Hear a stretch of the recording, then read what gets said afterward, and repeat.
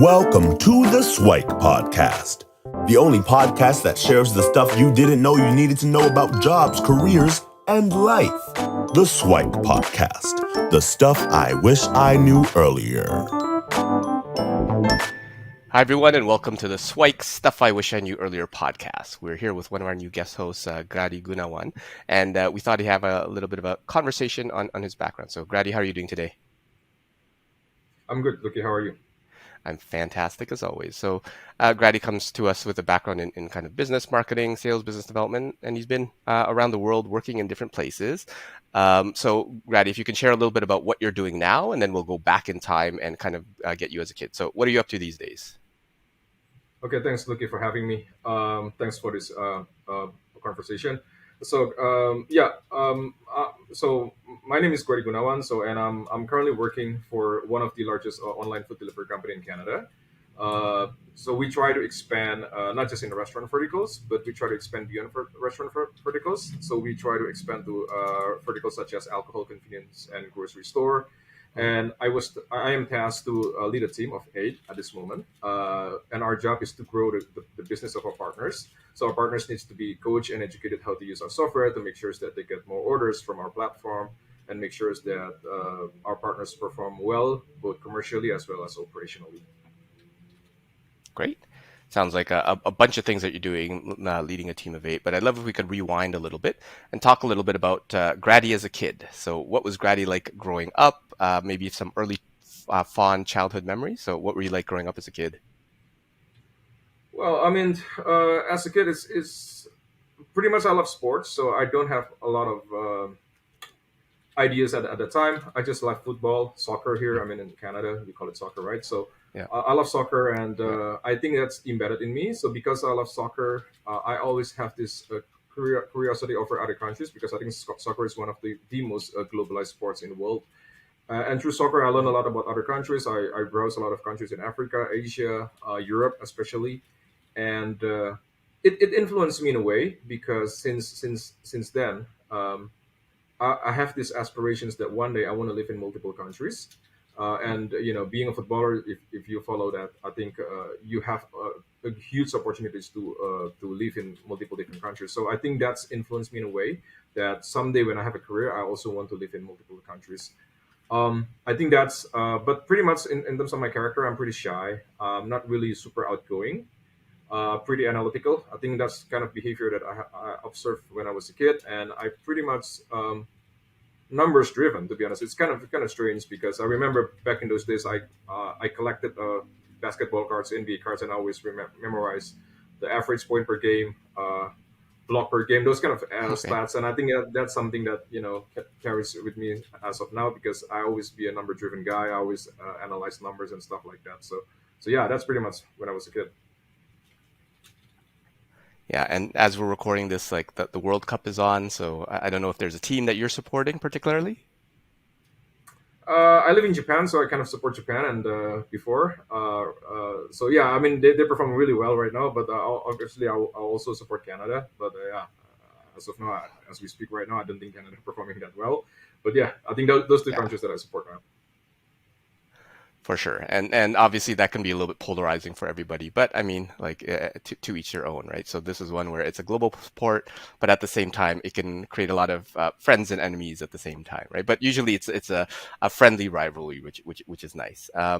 And I'd love if you chat a little bit about kind of some of the influences that came along the way. So you said numbers driven and things like that. Did mom and dad want you to become like an accountant, an engineer, that sort of thing? Because usually numbers people become one of those two. Or were you influenced to become like the doctor, lawyer? Is the other options as well?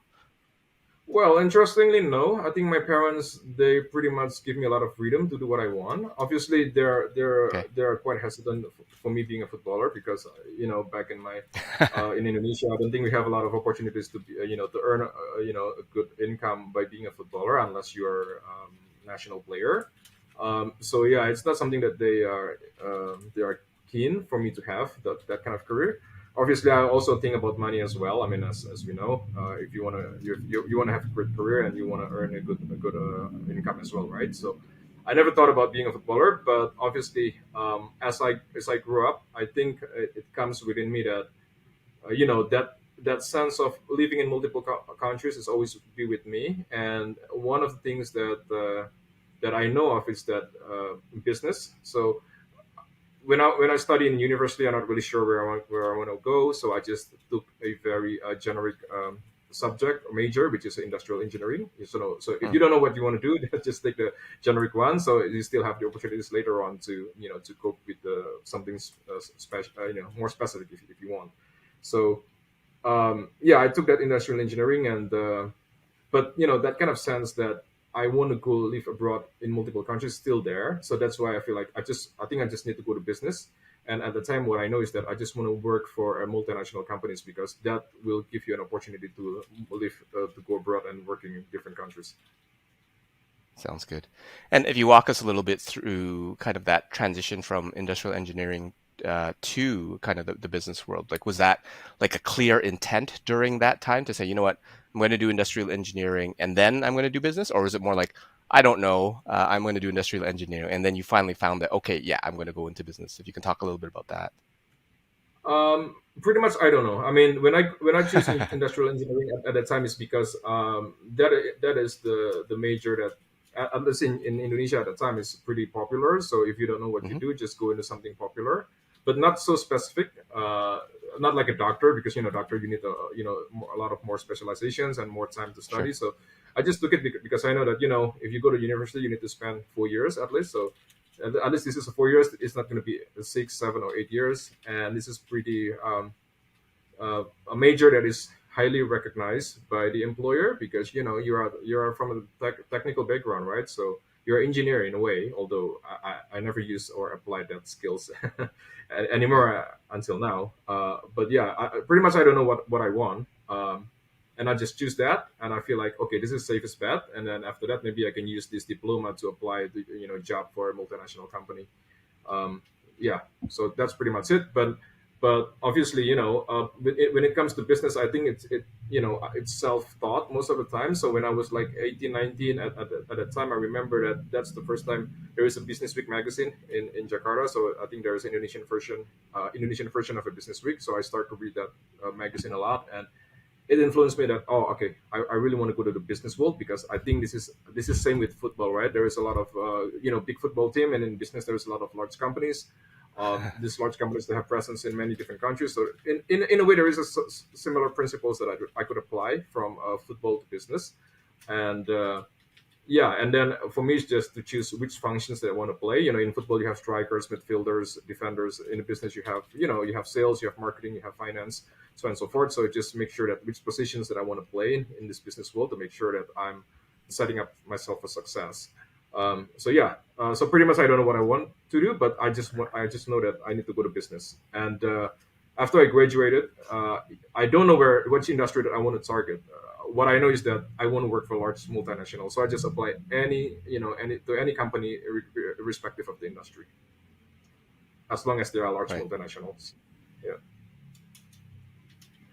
And then can you walk us through a little bit about like landing that first job? So this is when you graduated industrial engineering, or had you already taken your MBA at this time? Oh, so I haven't taken my MBA. So after I graduated from industrial engineering, I applied to a couple Okay. of large multinationals. I got accepted for my first job at Citibank, which is in the banking industry, and it's a large American company, right? Unfortunately, it didn't work well with me. The nature of Mhm. industry, I don't think it fits with me. So I'll just being there for a year, and after that, I quit from the company.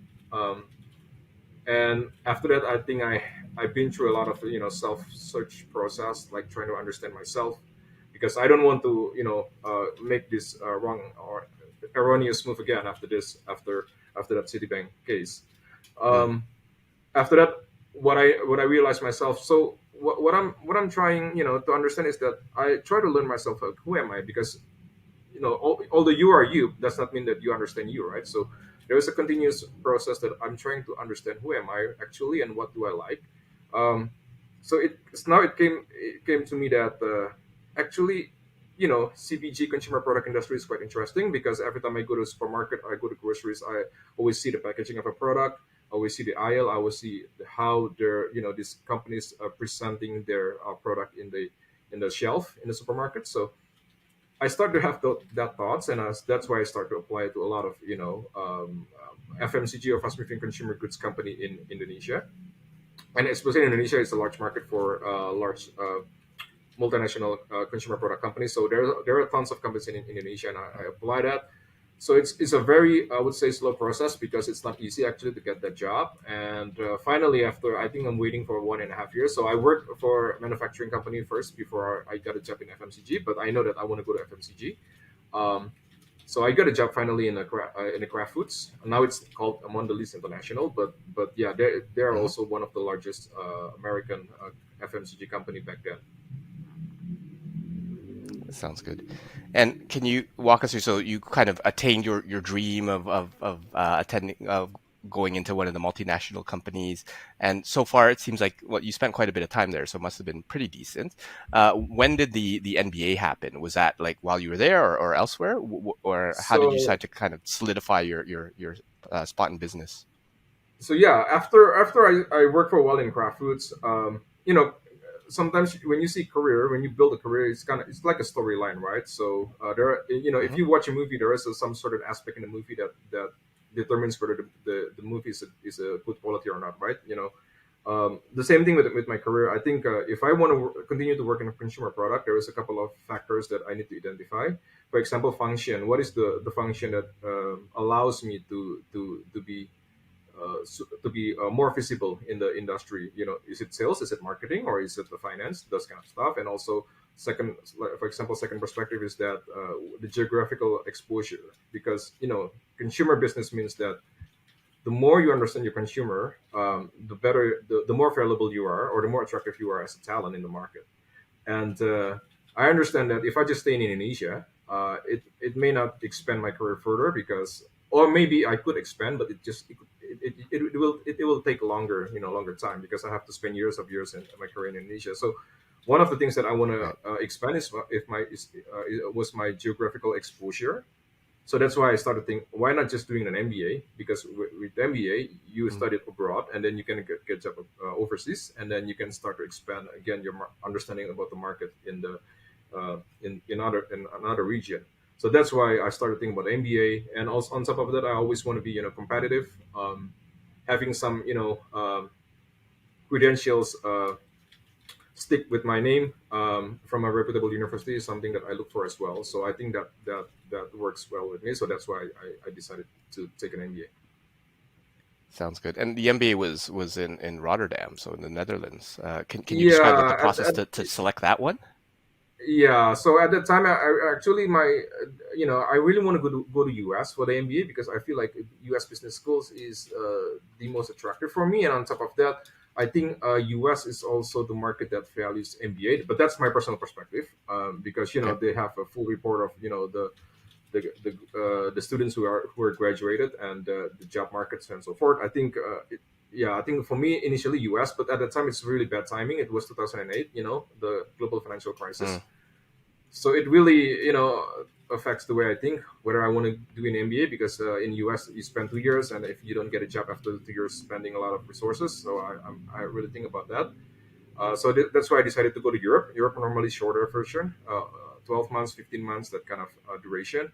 So that's why I choose Rotterdam School of Management. So I applied to a couple of top business school in Europe, but I think Rotterdam School of Management, or RSM, is the one that accepted me first. So I just took that opportunities. Okay.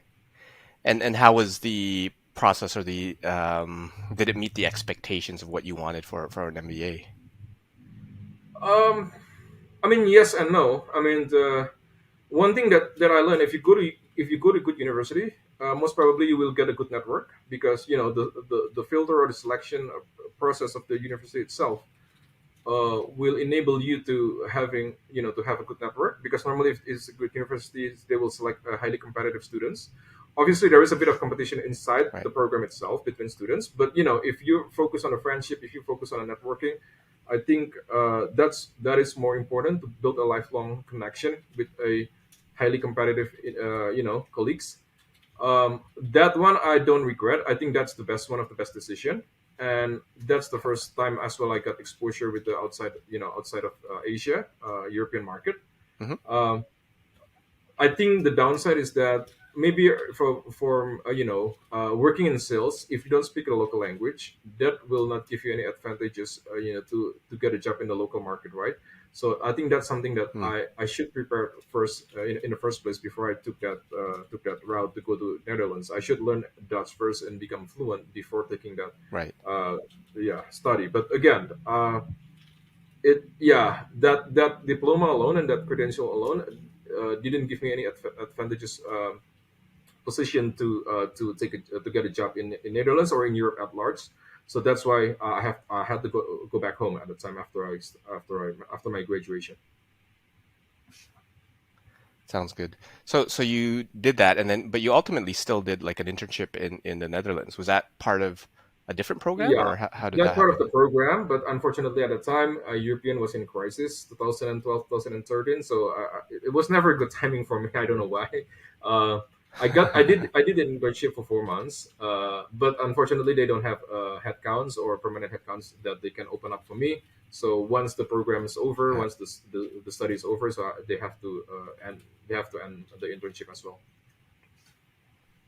okay, sounds good. And then you end up back in Indonesia, and then so you switch from Mondelez to L'Oreal. How did that So transition yeah, so happen? I got a job in L'Oreal. Again, another FMCG company, a fast-moving consumer product company, but with the focus in beauty. Um, I did slightly different what I did compared to what I did with the Mondelez before. Um, at that time I learned how to manage a large key accounts or large retailers in Indonesia. So I spent another 2 years at L'Oreal before I moved to another company. Okay. And how was that process? Like, how does it compare? Obviously, it's a totally different industry and category.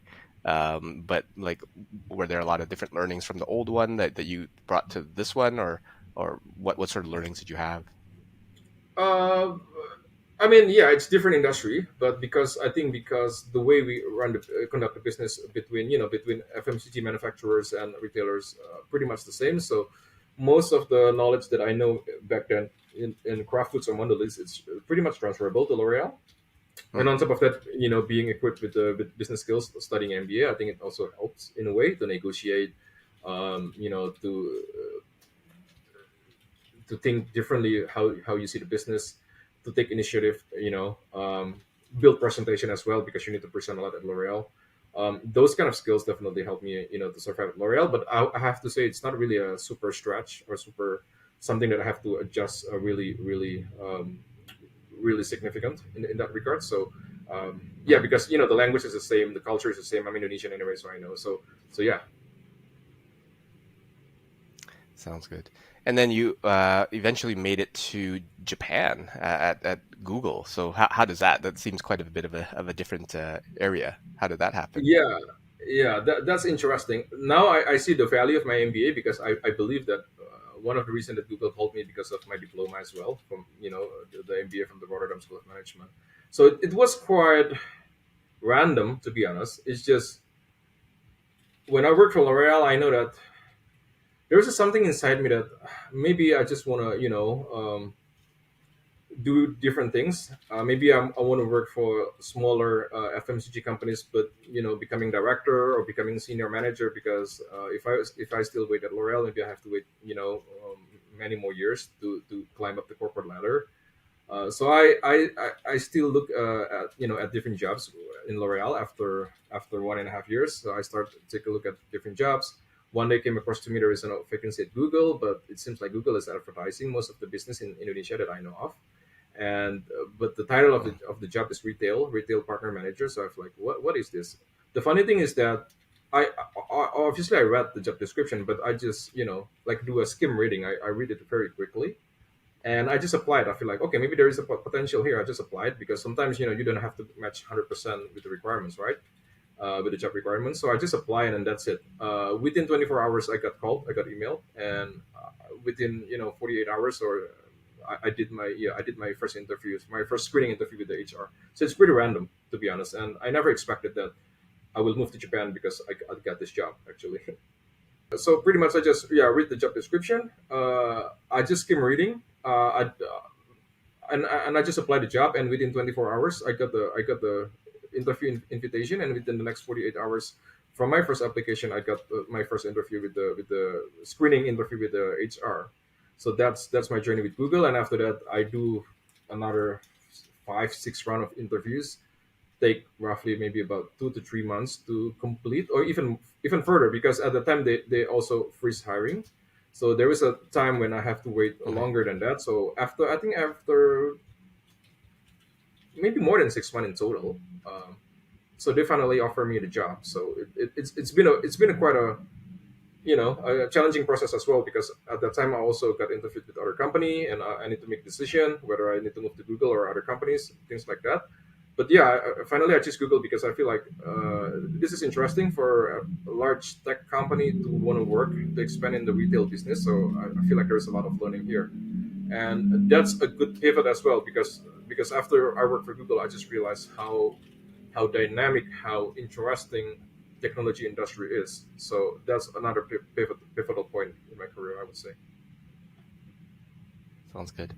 And if you can talk a little bit about the work culture in, let's say, Japan, Tokyo versus like Indonesia, how would you compare and contrast those?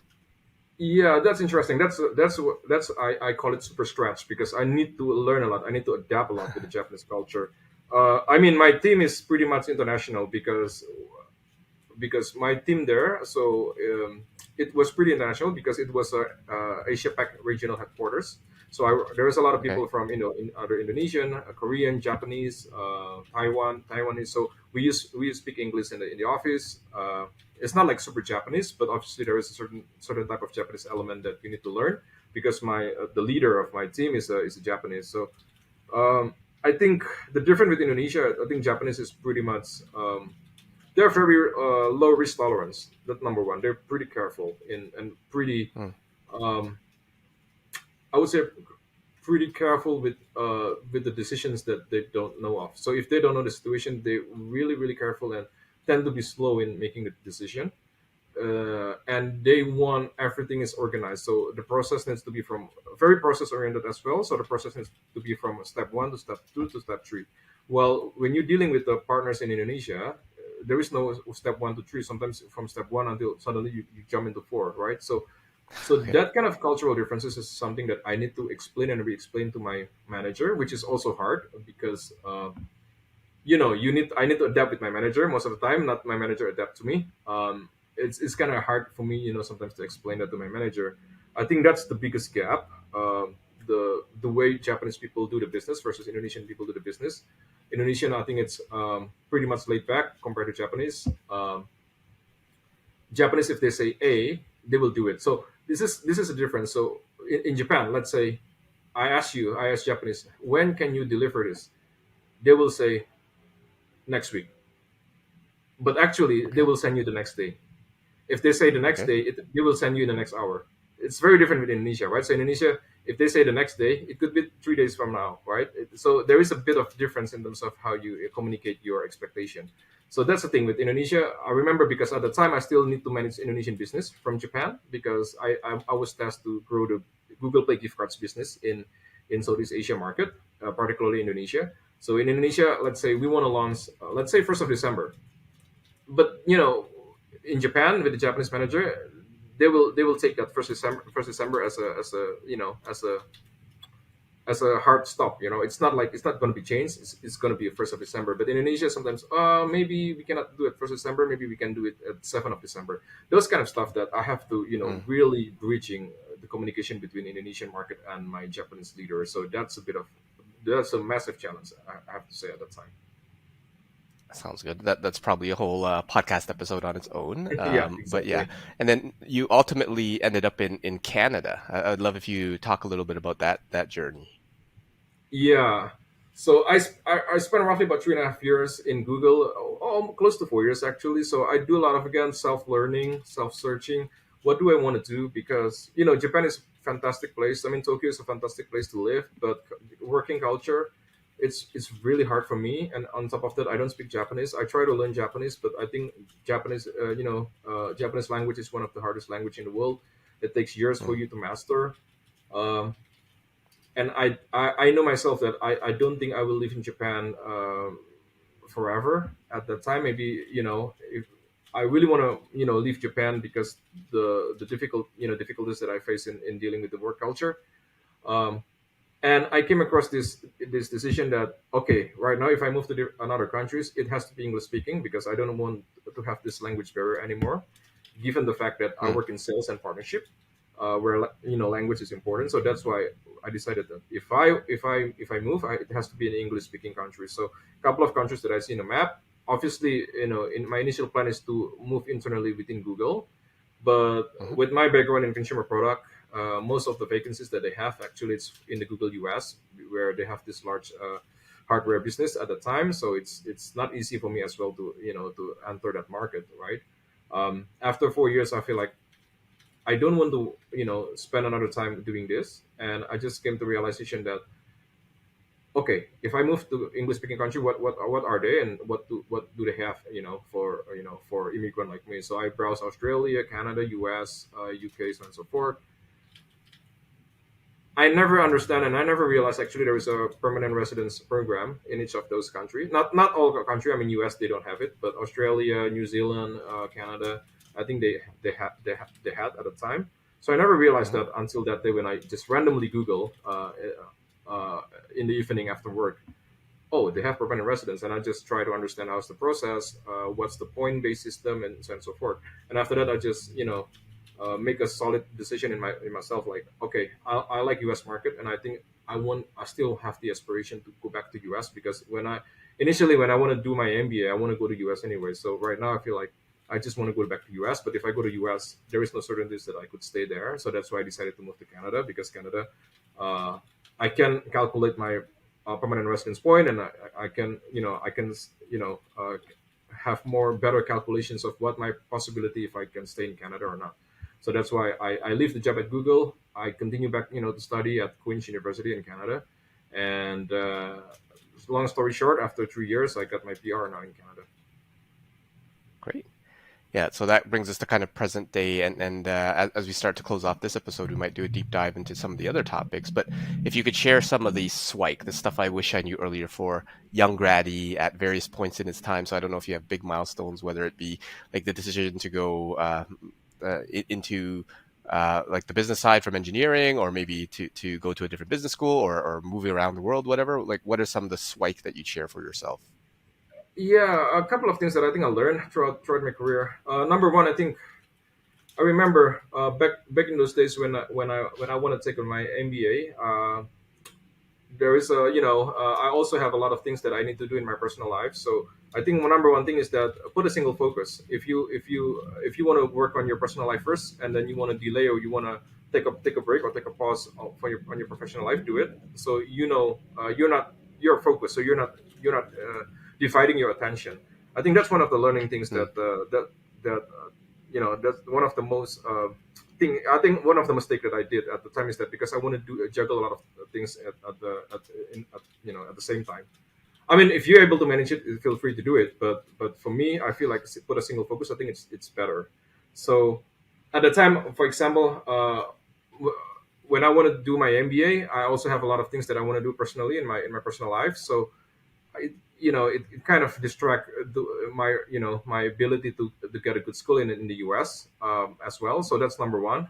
Put a single focus in your journey. You need to have a plan. When I say plan, not necessarily you have to plan the next 5-10 years. I think that's impossible given the especially the nature of the change that we've seen in our world today. It's kind of hard for you to plan too Hmm. long. But at least for the next 1-2 years, if you have certain things that you want to acquire, just make sure you focus on it first. I think that's number one, and number two is that always think long term, and evaluate whether the next step that you take will open more doors or not for you. Because once you grow older, by default, the opportunities that will be open up for you will be limited. But if you're able to take a next step in which that next steps enable you to be exposed in different fields or different areas or enrich your career, I think that's something that you need to think about.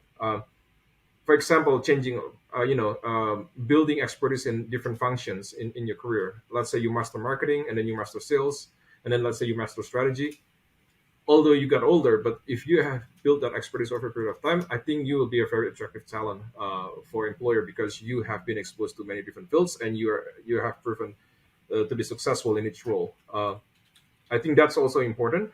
Um, Also, the number three, I think do not say no right away if you're not sure. Always ask for Hmm. more time to think. This is one of the mistake that I did when after I graduated from RSM in the Netherlands. I got called at a time by L'Oreal from their head office in the Paris, and they said that I saw your profile from the RSM alumni book, and actually I like your profile, and I want to interview you. Uh, we don't have a role in Europe at this moment, but if you want to go to Asia, we can talk about it. And if you're interested, then I would like to speak with you. At that time, maybe what because in my heart I just say I want to put the single focus, right? I just want to stay in Europe, no matter how the recession or the crisis in Europe. But eventually, it didn't work out for me, and I have to go back to Indonesia. And I work for L'Oreal anyway, so at that time, I think if I'm being wise, I just say, "Hey, can I think it for a while, and can I get back to you again? Because I think this is not an easy decision for me. I think I regret it a lot because I feel like my career trajectory could be changed significantly if I work for L'Oreal in their APAC headquarters, for example. So that's Hmm. that's another thing that I learned. And maybe the last thing is that environment is extremely important. Right now, after I live in four different countries, I just realized how being physically present in different environment, it helps to shape you. Simple stuff, for Hmm. example, language. Obviously, my English is not as good as now, compared to, let's say, 10 years ago, because I'm exposed in a country where I have to use language, English speaking, English as a main language. So being exposed in a different environment, especially environment that you want to be in, I think that's important.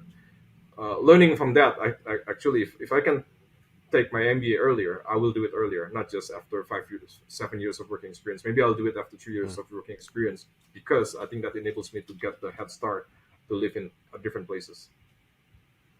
Yeah, that sounds like a lot of good advice. That's one of those things where, so if we go kind of in reverse order, working in another place, that's one thing that I regret not doing as well. And working in a different country, because I do think that exposure to different environments, different experiences can be quite shaping for yourself and just not even just on a career side, but probably for life outcomes and expectations as well. When you say like don't say no right away, I think it kind of almost is counter to that first one about having a single focus. So I guess to pair those two, it's having a single focus but be flexible, right? So Yeah, exactly. don't say no That's right away on that. I Yeah. think would be a good way to put it. And then that thinking long term, sure. And these plans, they don't have to be concrete in terms like thou shalt and you must do this.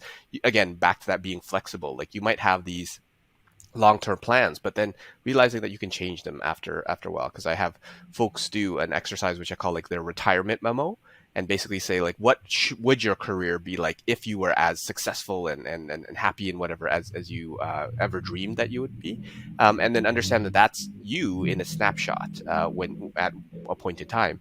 But it can change and it can be totally different. And then if you go back to that single focus, like some people like focusing on different things. Most people like a little bit of variety. So maybe do like an 80-20 type of thing, 80% on one thing. And then you can have a little bit of stuff on the side to just kind of have a little bit of variety. But I think a lot of that is great great guidance and SWIKE and advice. And yeah, I really appreciate your time. If folks want to connect with you, where should they do so? And then what are some future aspirations that we can look forward to hearing from you in the future? Yeah, feel free to connect with me with LinkedIn. So just my name. If you search on LinkedIn, Gradi. My middle name is Pratomo, Pratomo. So Gradi Pratomo Gunawan. I think if you browse my name in LinkedIn, it will come up. So yeah, feel free to connect with me with LinkedIn. And my future career aspiration as of now, definitely I still want to be in the North American market, not just in Canada, but if I can have a opportunities sometimes in the future to move to the US and to learn US market. That would be my other aspiration. The other thing is that because most of the time I always work in large multinational companies. Even now, my current company it's part of it's a subsidiary of a part of a global conglomerate as well. So um, if I do a checkbox, the type of company that I work for is always large multinational. I never work for startup. I never work for medium-sized companies. So um, I think after this, if I have the right opportunities, maybe I want to move to mid-sized companies or maybe startup, because I Okay. think there is a different skill set that I could learn in those environments as well. Um, I think that's two things that I could that I want to be. And on top of that, being a right now I lead a team of 8, so it really sharpens the way my leadership skill. Obviously, I mean, leadership does not mean that you have to lead people. I mean, being an individual contributor does not mean that you cannot have leadership skills. But Hmm. sometimes when you're exposed to as a people manager, it puts a lot of more pressure in you to perform as a manager, right? Because people look up to you, people need your advice, and you need to give them example.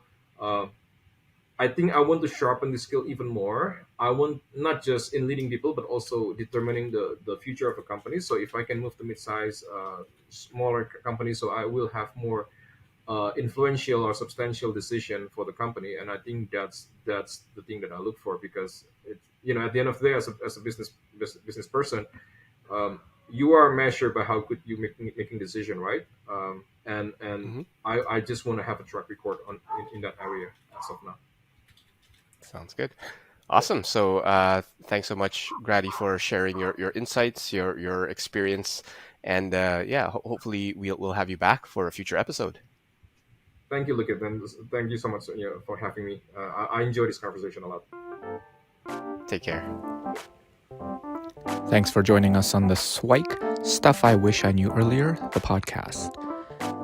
If you like the podcast, please subscribe on iTunes, Stitcher, or wherever you found this podcast.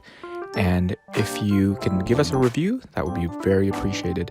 Feel free to contact me on LinkedIn at Lukidanu, Lukidanu, and the same on most social media platforms.